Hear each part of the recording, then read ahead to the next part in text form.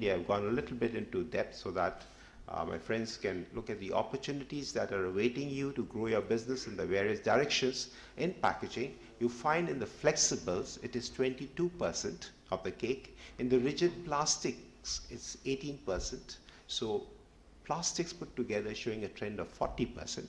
In the metal, it is 10%. In the printed cartons, it is, that is board basically, is 17%.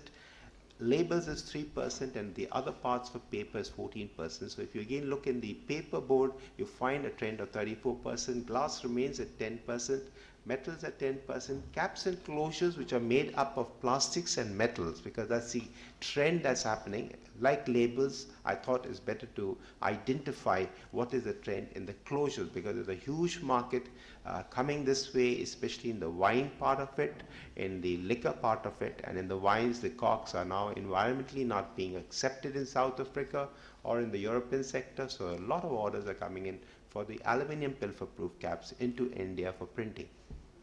Now, of large printing houses in the packaging, there are 40 of them, medium are 7,000.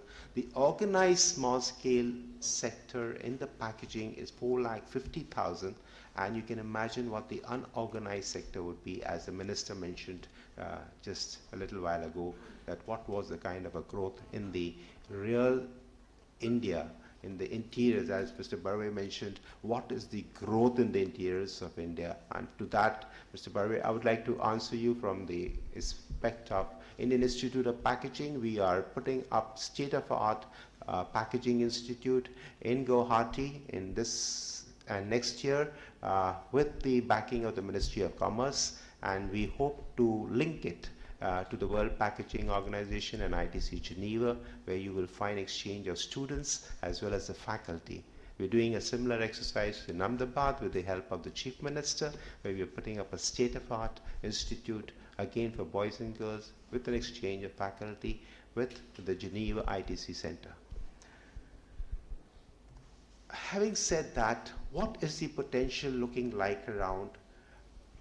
India practically holds between the first to third position in the world in the commodity markets of edible oil, milk, fruits, vegetables.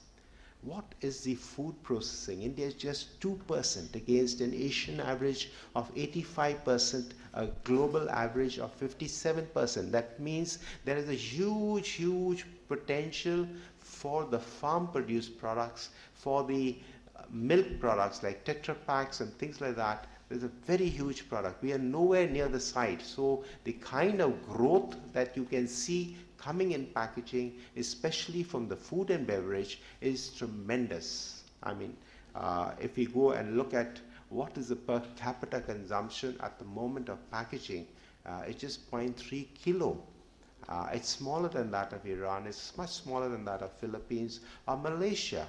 So you can just imagine these 4,50,000 printers, or these 40 large printers, could just go multiply to infinity if it has to cater to its own captive consumption. And while it's catering to its captive consumption, a lot of wastage would be arrested, which is a major concern at the moment for the Ministry of Food and Agriculture. And we at the Institute of Packaging are really working hard to see as many professionals can go into the villages, the interiors of India, to see that can we go and increase this consume meat package consumption in the country. This is going to make us perhaps more competitive globally too. How does India stand as far as equality is concerned? Like the Miss World contest, India, the World Star Awards in 2005, 2006, 2007 has been able to take a position, but in the Asia Award winners, India did well in 2005 and 2006, but in 2007 I think they could not find an Indian beauty in the packaging display. So I think we'll work hard this time in 2008 to see that we win. Just next week are the Asia Award functions that are taking place in Bombay. And now let's look at what have we spoken about. We're saying despite this stiff competition globally and locally, growth of printing industry is sure owing to the following reasons: increase in disposable incomes, desire to better the standard of living, opening up new retail outlets and spaces, availability of international brands, access to ever-increasing number of brands across all categories, forcing companies to increase media spend across different channels, may the outdoor media, on-air publications, etc., to capture consumer eyeballs, arrest their attention, hoping for mind space, leading to brand recall, translating into purchase. What are going to be the pressures on print?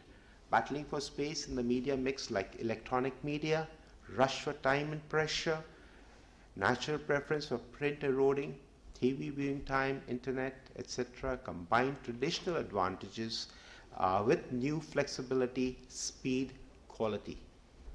What are technology-driven major trends? We'll find faster turnarounds, shorter runs, no more buy and store, as it was just mentioned about the banks, etc., and of course, less cost, low inventory levels.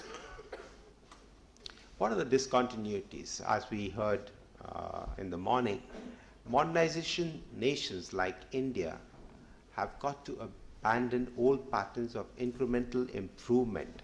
They have got to modernize all at once. You just cannot exist by bringing the second-hand machines. You just cannot exist by bringing the old technologies which are 10 years old, and once they are old, remember, they have been worn, torn, and the spare part expense in the long run is as good as a new machine, and the wastage of productivity time. So it requires a thriving economy and sound competitive strategy to modernize all at once. India has it all, and the results are beginning to show. What's the food for thought? 6 to 8 color machines, print both sides in one press. Now 6 to 8 color machines, whether it's offset, gravure, flexo, you name it, got to go for it.